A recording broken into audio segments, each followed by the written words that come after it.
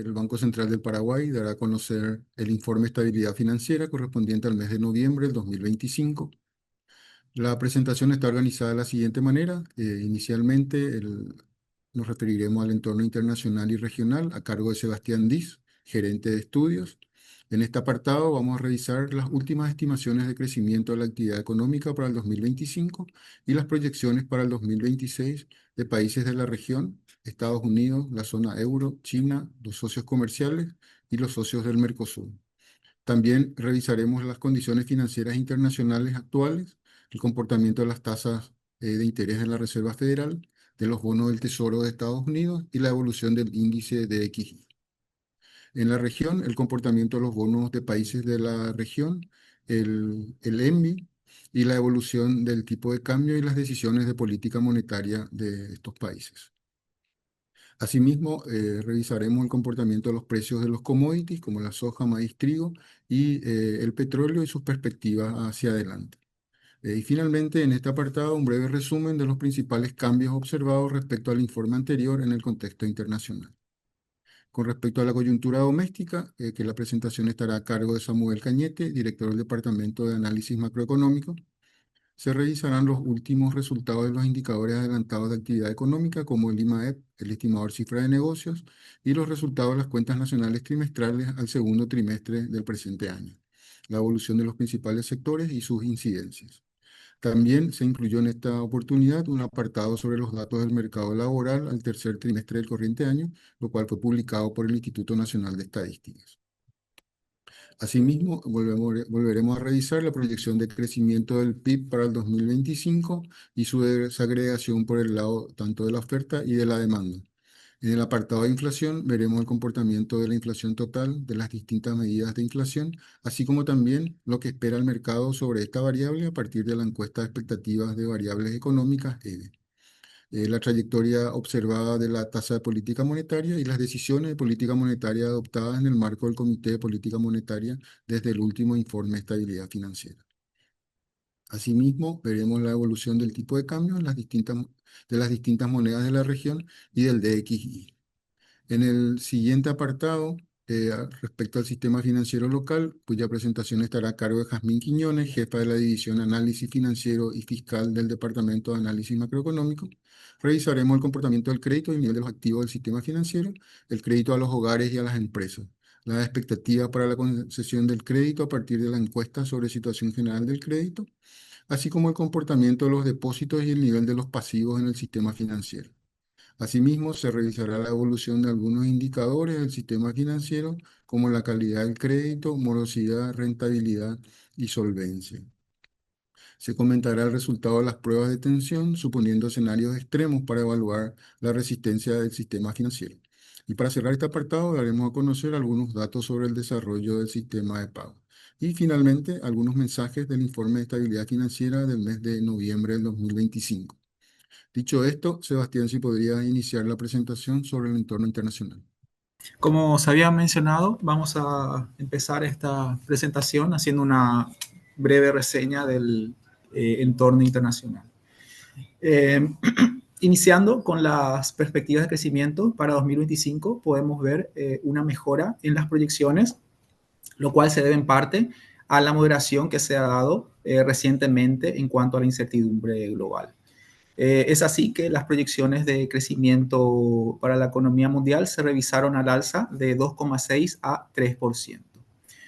Sin embargo, hay que mencionar que a pesar de esta mejora, el ritmo de la actividad sigue siendo inferior al registrado en 2024.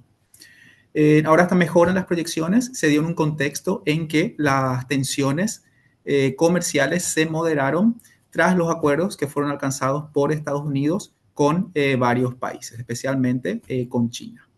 Y esto llevó a la fijación de aranceles que resultaron ser finalmente menores a los que se habían anticipado cuando estas medidas se habían anunciado inicialmente durante el mes de abril. Ahora, por otro lado, esta revisión al alza también estuvo influenciada por un crecimiento mundial que ha sido mejor al esperado durante la primera mitad del año. En cuanto a la economía de Estados Unidos, la proyección de crecimiento aumentó de 1,4 a 1,9%. Esto refleja la solidez de su actividad económica, aunque esta tasa aún se encuentra por debajo del dinamismo observado en 2024.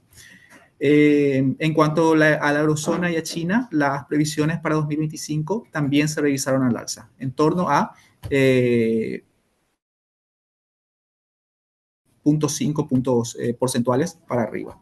Y con esto, las tasas estimadas se encuentran en 1,3 y 4,8% respectivamente. En cuanto a los principales socios comerciales de Paraguay, el crecimiento esperado para este año se ajustó levemente al alza también, de 2,5 a 2,6%. Y esto está impulsado por revisiones favorables para Brasil, Chile, Estados Unidos y Taiwán. En el caso de Brasil, la proyección se incrementó de 1,9 a 2,2%, lo que se vio apoyado por los efectos positivos de los desvíos de comercio. Esto ya que este país actuó en meses recientes como proveedor sustituto de productos agrícolas y otras materias primas hacia China. Sin embargo, este crecimiento sería menor que en 2024. Esto en un entorno de condiciones financieras que aún son restrictivas y un menor impulso fiscal. En cuanto a Argentina, la proyección para 2025 se redujo a 4,9%. Y esto refleja el menor dinamismo observado en los últimos meses.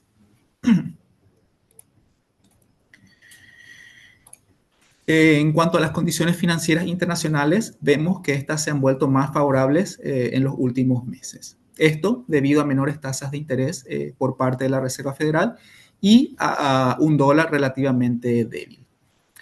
Así es que la Fed retomó en septiembre el ciclo de recortes de tasas de interés, lo que se dio en un contexto de mayor riesgo a la baja para el empleo. Posteriormente, en octubre, la Fed volvió a reducir su tasa de referencia en 25 puntos básicos, con lo que acumula una reducción de 50 puntos básicos durante este año 2025, y con lo cual el rango objetivo se ubica en el rango 3,75 a 4. Esta decisión de octubre se vio favorecida por una inflación de septiembre menor a la esperada y además fue acompañada por el anuncio del fin del proceso de reducción de su hoja de balance. Respecto a las próximas reuniones de la Fed, existe una elevada incertidumbre sobre la trayectoria futura de las tasas referenciales. Como reflejo de esta incertidumbre, la probabilidad de recorte de tasas en diciembre se había reducido a alrededor del 30%. En la semana pasada, sin embargo, en los últimos días la probabilidad de recortes volvió a aumentar al 83%. En este contexto, al cierre de octubre, el rendimiento del bono del Tesoro estadounidense a 10 años se situó en 4,11%, lo que se ubica por debajo del 4,6% observado a inicios del año y al 4,17% que se registró al cierre de abril. Por otro lado, el mercado cambiario del dólar, en el mercado cambiario, el dólar se debilitó a nivel global, acumulando una depreciación cercana al 8% al cierre de octubre de 2025. Pasando ahora a la región, podemos ver que los rendimientos de los bonos soberanos han disminuido y que las monedas se han apreciado en los últimos meses. Mientras en Estados Unidos las tasas largas a 10 años se redujeron en torno a 50 puntos básicos desde comienzo de año, los rendimientos de los bonos soberanos en los países de la región se redujeron en promedio en 70 puntos básicos, lo que refleja menores primas de riesgo ante la disminución de la incertidumbre respecto a los niveles que habíamos observado en abril. Además, las monedas de la región se apreciaron frente al dólar en torno a un 10% promedio en lo que va del año. En cuanto a la política monetaria regional, las decisiones continuaron siendo heterogéneas. Por ejemplo, en el Banco Central de Brasil vimos que las tasas se mantuvieron una postura significativamente contractiva. Esto tras haber elevado su tasa de referencia hasta el mes de junio, reafirmando el compromiso que tiene el Banco Central de Brasil con la convergencia de la inflación hacia la meta. En el caso del Banco Central de Colombia, este mantuvo su tasa en 9,25%, en lo que se dio en un contexto de presiones inflacionarias que siguen siendo persistentes. Por otro lado, los bancos centrales de Perú, Chile y Uruguay redujeron sus tasas de referencia en lo que se dio en un contexto de moderación de la inflación. En cuanto a los precios de los commodities agrícolas relevantes, podemos ver que estos presentaron un comportamiento mixto. Así, al cierre de octubre, el precio de la soja en el mercado de Chicago registró un incremento de 6,3% respecto al mes de abril, viéndose impulsado por las expectativas de avances en las negociaciones entre Estados Unidos y Chile, y también debido a un mayor dinamismo de la demanda interna de Estados Unidos y a las preocupaciones sobre un posible ajuste en la oferta. En ese mismo periodo, los precios del trigo subieron en torno a 4,1%, respaldados por una firme demanda internacional, y esto pese a las perspectivas favorables de producción. En contraste, las cotizaciones del maíz acumularon una caída cercana al 7,7%, lo que refleja la abundante oferta global y las expectativas de una cosecha elevada. Sin embargo, hay que mencionar que en el margen los precios aumentaron debido a un aumento de la demanda a corto plazo. En cuanto al precio del petróleo, este registra niveles similares respecto al último informe. Sin embargo, durante el año, este sí registra una caída acumulada. Ahora mirando a su evolución reciente desde el último informe de estabilidad financiera, vemos un aumento transitorio de los precios en el mes de junio debido a que los conflictos bélicos en Medio Oriente generaron temores de interrupciones en el suministro. Sin embargo, este efecto se revirtió parcialmente tras el anuncio de un alto al fuego y la decisión de la OPEP de incrementar su producción. Posteriormente, hacia fines de octubre, la introducción de un nuevo paquete de sanciones estadounidenses contra compañías petroleras rusas provocó un leve repunte en las cotizaciones. En este contexto, el valor del crudo aumentó, se mantuvo en niveles muy cercanos a los del cierre del IF anterior. Ahora mirando hacia adelante, se espera que los precios del petróleo mantengan una trayectoria descendente en línea con las perspectivas de crecimiento moderado de la demanda y la abundante oferta global. Ok, entonces, haciendo un breve resumen de los principales cambios en el entorno internacional respecto al último informe, vimos que las perspectivas económicas globales han mejorado para este año 2025, con revisiones al alza para Estados Unidos, Eurozona, China y también para nuestros principales socios comerciales. También vimos que se ha dado una moderación de la incertidumbre asociada a las tensiones comerciales entre Estados Unidos y sus principales socios comerciales, y que este de hecho ha sido un factor relevante detrás de la revisión al alza de las previsiones de crecimiento. Así también vimos que la Fed ha retomado el ciclo de recorte de tasas de interés desde el mes de septiembre, acumulando durante 2025 dos bajas de tasas que suman 50 puntos básicos. Y en este contexto es que las condiciones financieras globales se han vuelto más favorables. Por otro lado, en cuanto a la región, vimos que las decisiones de política monetaria han sido heterogéneas durante estos últimos meses, con países que siguen manteniendo una postura restrictiva, mientras que otros países han continuado con la flexibilización de su política monetaria. Finalmente, vimos que los precios de los commodities agrícolas registraron un comportamiento mixto, mientras que los precios del petróleo se mantuvieron en niveles similares respecto al informe anterior. Bueno, con esto cerramos la sección del entorno internacional. A continuación, Eugenio Cañete estará presentando la coyuntura doméstica. Pasando a revisar un poco la coyuntura local, lo que se puede destacar es el buen desempeño de la economía durante el 2025. En el segundo trimestre el PIB creció 5,9%, explicado por la mayoría de los sectores económicos, como se puede ver en la tabla, como también en el gráfico. Si analizamos por incidencia, se observa la importante contribución que tuvieron los servicios, el sector de electricidad y agua y la industria manufacturera. Por su parte, cuando analizamos la industria manufacturera, este sector creció 4,9%, 4,3% interanual, con aumentos en la producción de carnes, aceite, azúcar, cueros y calzados, químicos, textiles, prendas de vestir, entre otros. Este resultado fue parcialmente compensado por caídas en la producción de lácteos y maderas.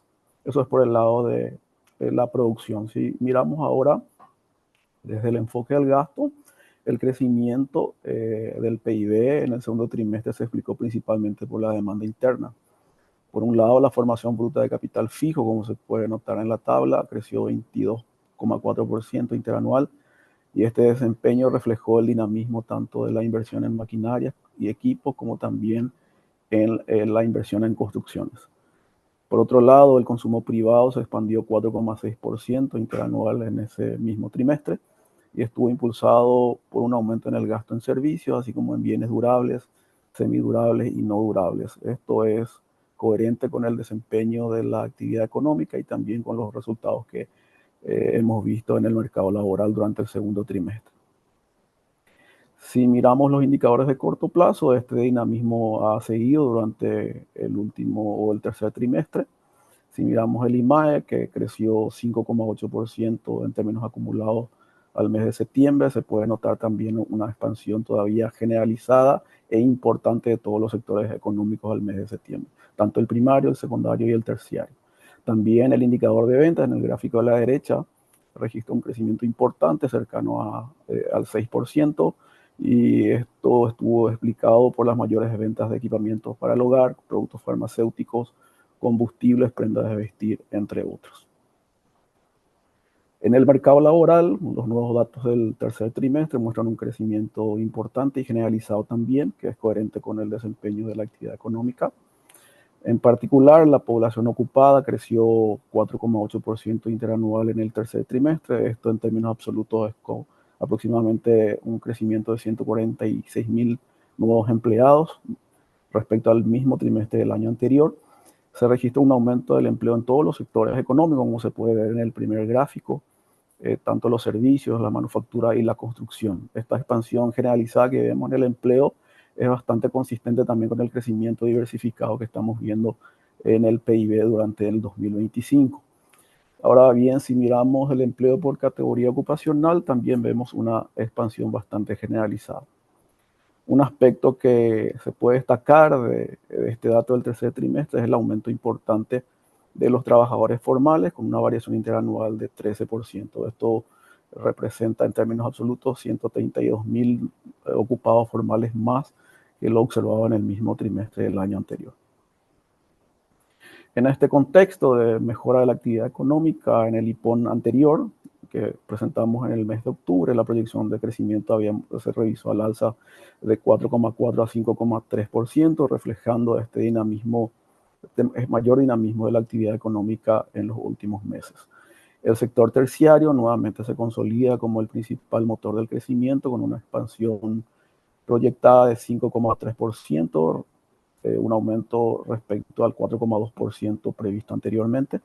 Esta mejora se explicó por la mayor dinámica del comercio y también de los otros servicios.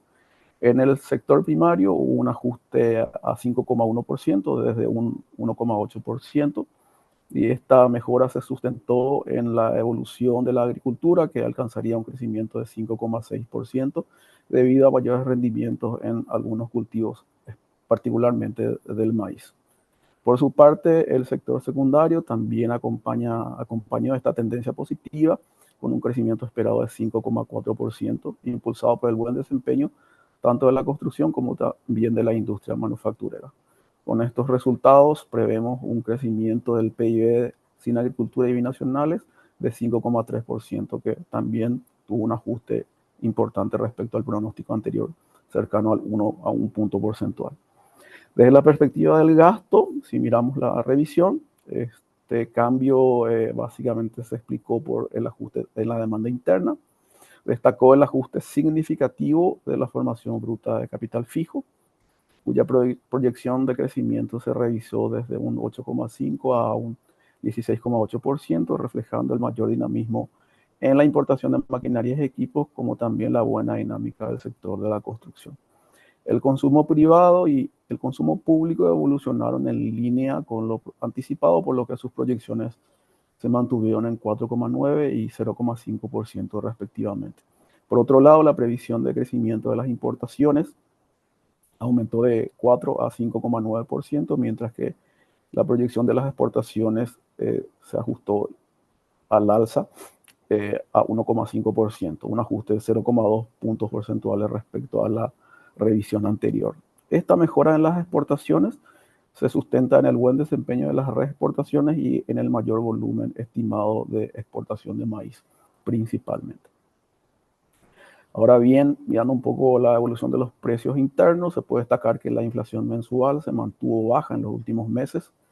Si uno compara con el último IEF, las tasas de inflación mensual del IPC, como también de algunas medidas de tendencia, han permanecido en niveles muy bajos, con un promedio cercano al 0% entre los meses de agosto y octubre para la inflación total y para la subyacente X1, mientras que el IPC-SAE promedió una tasa mensual en torno al menos 0,2% en el mismo periodo. En los últimos meses, si uno mira el gráfico de la derecha, en estos últimos meses se ha seguido observando un aumento del precio de la carne vacuna y de los rubros frutícolas, especialmente hasta septiembre, pero estos aumentos fueron contrarrestados por la reducción de los precios de los bienes no alimenticios y de los combustibles, en alguna medida que fueron favorecidos por la apreciación de la moneda local. Con respecto a la inflación interanual, lo que se puede destacar es la moderación reciente. Sin embargo, se sigue destacando la incidencia importante del rubro cárnico en la tasa interanual. Si uno mira el gráfico, el primer gráfico, la inflación interanual en octubre se situó en 4,1%. La carne vacuna solamente tuvo una incidencia de 1,6 puntos porcentuales, una incidencia importante. Si uno excluye este componente, la tasa interanual se habría situado solamente en 2,5%. Es importante mencionar en este punto que algunas de las medidas de tendencia, como la subyacente y la subyacente X1, no excluyen el precio de la carne vacuna y por lo tanto también están muy influenciadas por este componente. Como puede notarse en el último gráfico de la derecha, la inflación interanual del IPC subyacente se reduce de 3,7% a 2,3% al excluir este producto de la canasta. Ahora bien, este repunte de la inflación de alimentos que habíamos visto fue contrarrestado por la menor inflación de los otros bienes no alimenticios y de los combustibles. El aumento en la inflación de alimentos fue parcialmente compensado por la menor inflación de los bienes no alimenticios y también de los servicios. El IPC, que excluye alimentos y energía, el IPC-SAE, se desaceleró hasta un 2,3% interanual en octubre. Si uno desagrega este índice, lo que puede observar es que la moderación se debió principalmente al componente de bienes, que se ubicó en 1% interanual en el mes de octubre, mientras que el IPC-SAE de servicios se situó en 3,2% interanual. Las expectativas en este contexto favorable a inflación, las expectativas también se mantuvieron básicamente en línea con el objetivo de 3,5% del Banco Central. En particular, las expectativas a 12 meses se mantuvieron en torno al 3,7%, sin cambios relevantes respecto a los meses previos, lo que refleja en alguna medida también la credibilidad de los agentes económicos en la gestión y en el marco de política monetaria. Asimismo, las expectativas en el horizonte de la política monetaria, de un periodo de entre 18 a 24 meses, permanecieron estables en torno al 3,5%, en línea con la nueva meta del Banco Central. Fue en este contexto que el BCP decidió mantener la TPM en 6% desde el último IEF, un nivel consistente con el rango neutral. En su evaluación, el Comité de Política Monetaria tomó en cuenta los siguientes puntos. En primer lugar, que la inflación mensual venía moderándose. Al mismo tiempo, la inflación interanual, que en algún momento estaba repuntando, se estaba explicando principalmente por un componente, que fue la carne vacuna, por lo que no se ameritaba una decisión de política monetaria porque la inflación no era generalizada. Adicionalmente, la apreciación del tipo de cambio contribuyó a moderar esas presiones inflacionarias derivadas de los alimentos. En este contexto, entonces, el comité consideró apropiado mantener esa orientación neutral de la política monetaria en los últimos meses. Hasta aquí sería la presentación de la coyuntura local, entonces le cedo la palabra a Jazmín Quiñones, que hará un resumen de la evolución de los indicadores del sistema financiero local. A continuación presentaremos el bloque del sistema financiero local. En cuanto al activo, este ha mostrado un mayor dinamismo en los últimos meses, explicado principalmente por el desempeño favorable de la cartera de créditos.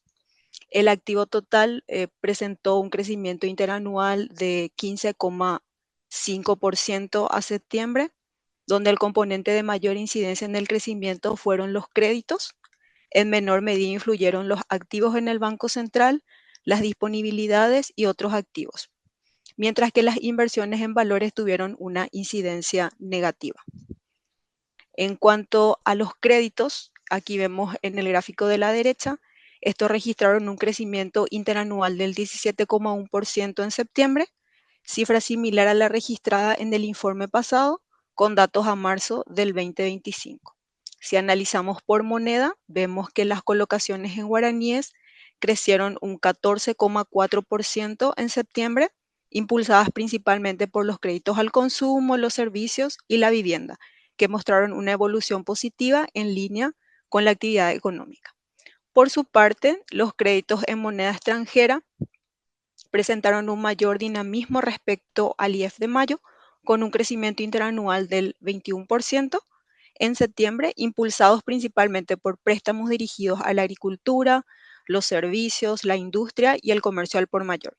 Estos clientes en su mayoría están vinculados al sector agroexportador, que perciben sus ingresos en dólares, con lo cual su exposición al riesgo cambiario se encuentra mitigado. En cuanto a los créditos otorgados a los hogares y a las empresas, estos han mantenido una dinámica positiva desde el último informe. En el gráfico de la izquierda vemos el crédito a los hogares, que registró un crecimiento interanual del 22,2%. Este comportamiento se explica principalmente por el componente de consumo y en menor medida por los préstamos para la vivienda. En cuanto al crédito a las empresas, este ha mostrado una buena dinámica, ha seguido mostrando un dinamismo positivo, reflejado en una tasa de crecimiento del 16,3%.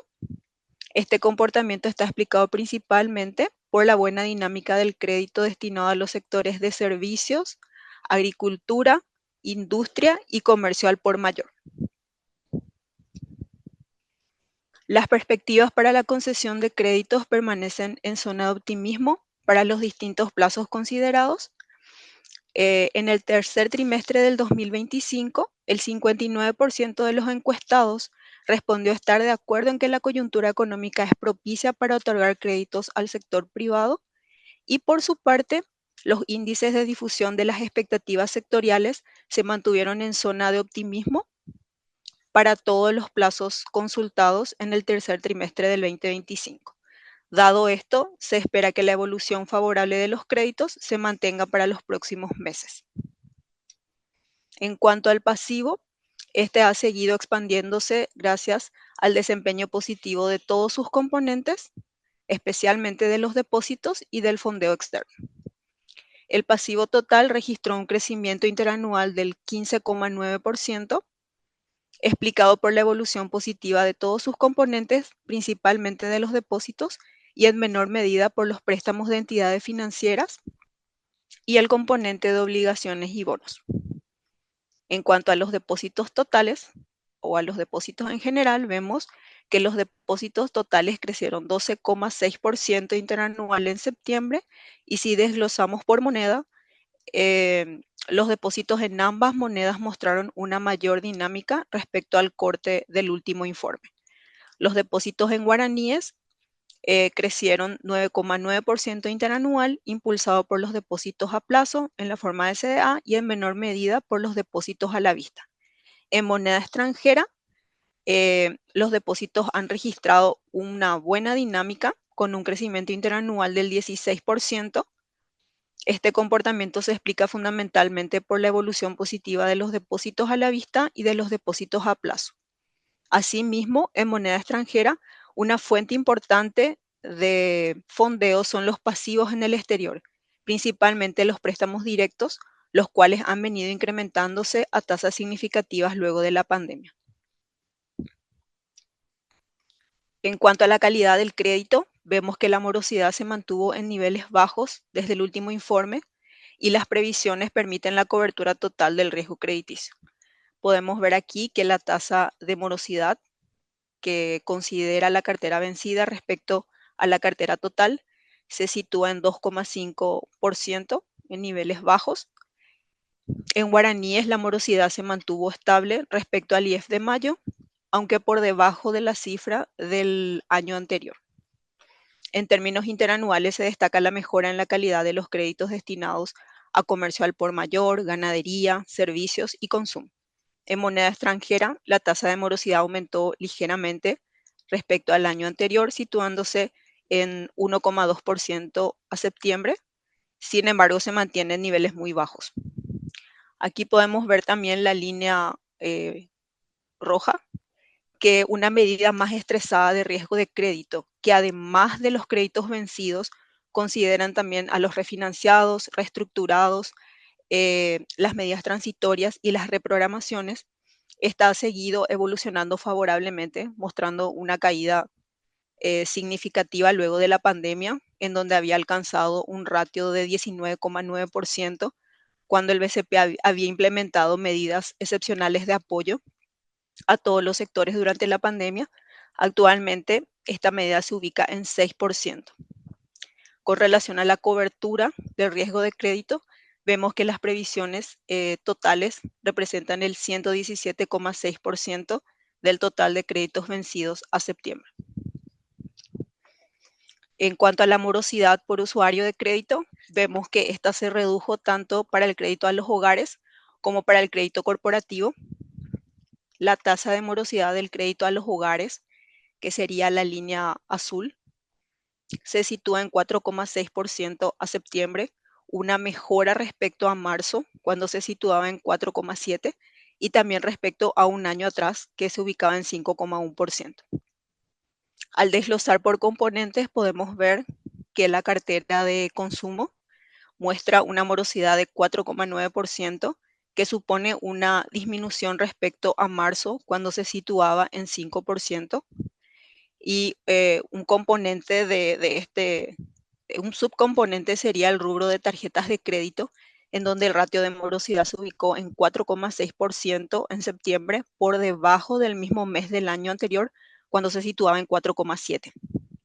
En cuanto a la morosidad del crédito a la vivienda, que sería la línea verde del gráfico de la izquierda, vemos que esta se sitúa en 3,4%, en niveles similares a lo que teníamos en el informe pasado.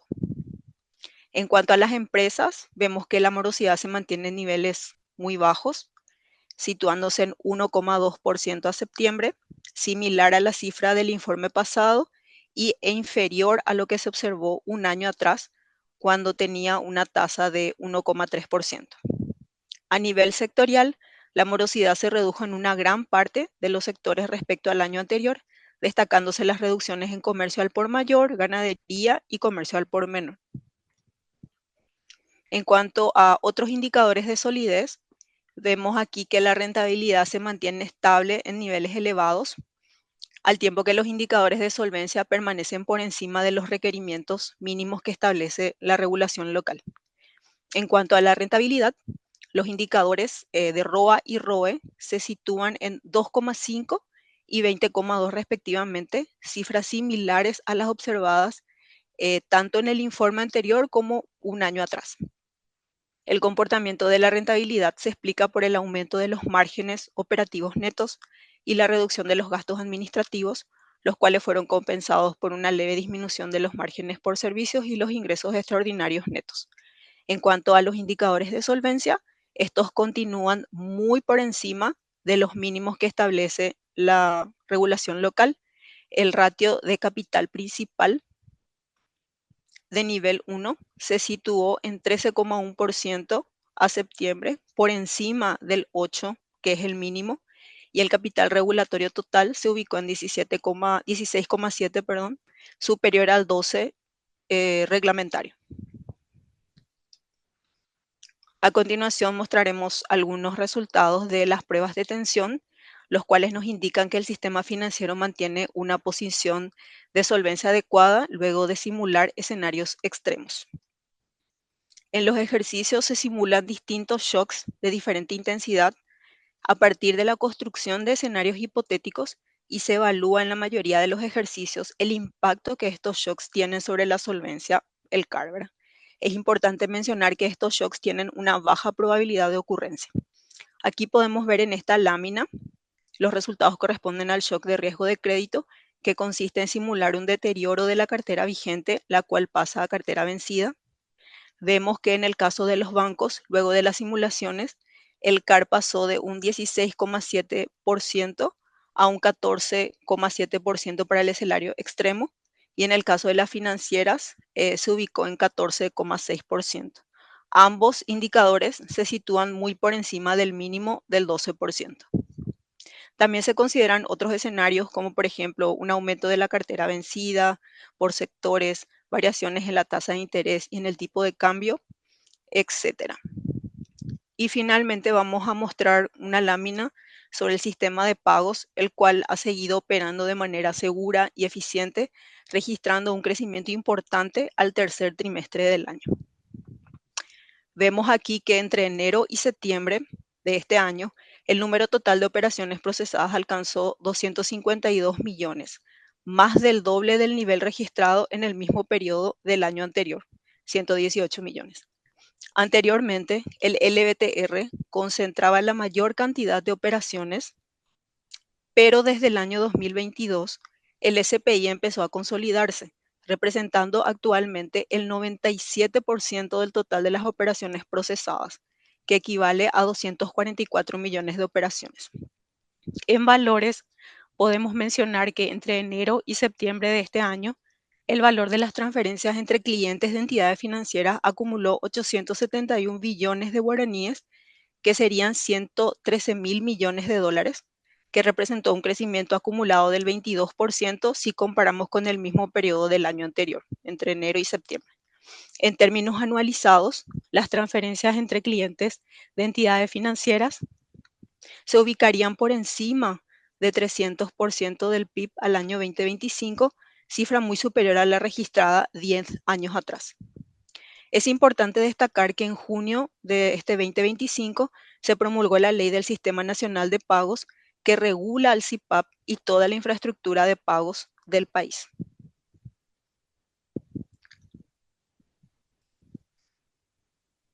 A continuación el señor César estará mencionando los principales mensajes de la presentación. Muchas gracias, Jazmín, por la presentación. Finalmente, los principales mensajes del informe de estabilidad financiera correspondiente al mes de noviembre del 2025. En este sentido, hemos visto, nos presentó, digamos, Samuel, que la actividad económica y la demanda interna han seguido expandiéndose en el segundo trimestre. El PIB del segundo trimestre creció en 5,9% en términos interanuales. Está impulsado, como mencionaba, eh, por los servicios, las manufacturas, la generación de energía eléctrica, la construcción y la ganadería. Por el lado del gasto, el dinamismo provino de la inversión y el consumo privado. Conforme a los indicadores de corto plazo, la actividad mantendría un desempeño favorable en el tercer trimestre, y en lo que respecta a la inflación se ha moderado en el periodo reciente, si bien se observó un aumento de la inflación de alimentos por efecto de la carne vacuna. Las menores presiones cambiarias contribuyeron a reducir la inflación de los otros bienes no alimenticios. En este escenario, la cartera total de crédito ha continuado con una buena dinámica, creciendo al 17% en términos interanuales. Los créditos a los hogares y a las empresas han mantenido un dinamismo positivo con perspectivas favorables para los próximos meses, considerando las expectativas de los agentes del sistema financiero. Ambos registraron un crecimiento interanual del 22,2% y el 16,3% respectivamente. Los depósitos totales verificaron un crecimiento interanual de 12,6%, explicado principalmente por la incidencia de los depósitos del sector privado. Los depósitos en ambas monedas mostraron una mayor dinámica desde el último informe. Y en moneda local, los depósitos, que crecieron 10,10% interanualmente, estuvieron impulsados por los depósitos a plazo de los certificados de depósito de ahorro, cuyas tasas pasivas han aumentado en los últimos meses. En moneda extranjera, los depósitos crecieron 16% gracias a los depósitos a la vista y a plazo en forma de certificados de depósitos de ahorro. Los indicadores de solidez del sistema financiero se han mantenido en niveles adecuados. En este sentido, la tasa de morosidad se redujo en términos interanuales, ubicándose en 2,5% a septiembre, mientras que la medida más estresada de riesgo de crédito se ubicó en 6%. Se sitúa en cifras mínimas al comparar con el punto máximo alcanzado durante la pandemia, que fue el 19,9%. Por usuario del crédito, la tasa de morosidad de las empresas y los hogares se han reducido con relación al año anterior y además las previsiones permiten la cobertura total del riesgo de crédito.